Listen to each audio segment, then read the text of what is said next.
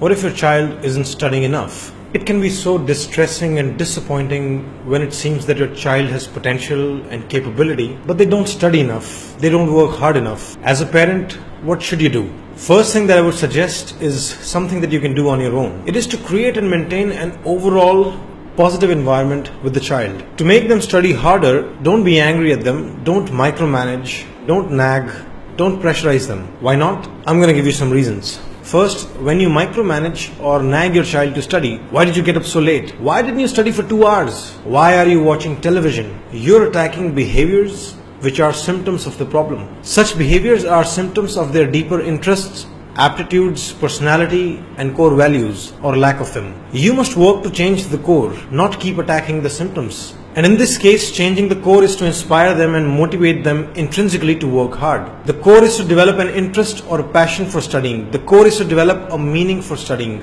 So focus on enhancing these. It's not easy to do. We can help you. But that's the only way, at least the only sane one. Stop attacking the symptoms. Second, micromanaging and nagging doesn't work. It is in fact counterproductive. It clearly creates a negative environment which is not conducive to learning and growth. Research is clear that positive emotions lead to better learning and high levels of stress can impair learning. When you micromanage, nag and pressurize your child constantly, you take away the positive emotions and you increase stress. How do you then expect them to learn well? It's so ironic. You want them to learn, but you are destroying the conditions in which they can learn. It's not so easy to remain positive now, is it? Because it's so frustrating. Despite all your push, they're not studying enough. Following perspectives can help you remain positive. First, leave your attachment to marks. Focus on your child's progress in the long run. You want a healthy, happy and functional child.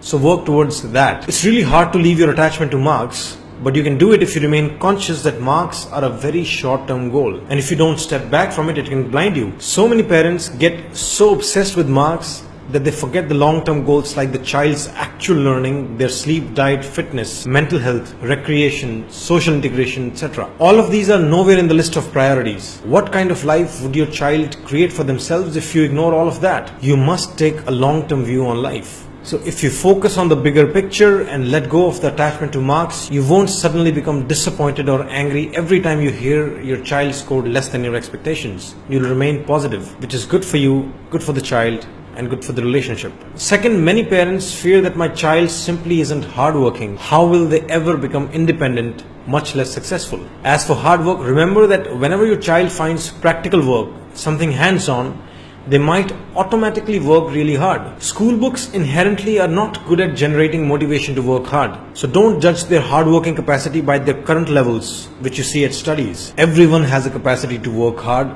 at least harder than they do at school. So let life take its own course. Don't be disappointed in your child and don't get angry. Finally, just remember how difficult it is to change. Think for yourself. Whenever you get angry, burst at your child, some people even beat them, don't you regret later? Oh, I was so harsh. I shouldn't have criticized them so bad.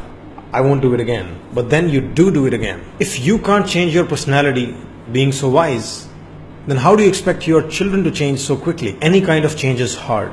Real hard. You need to empathize with their struggle.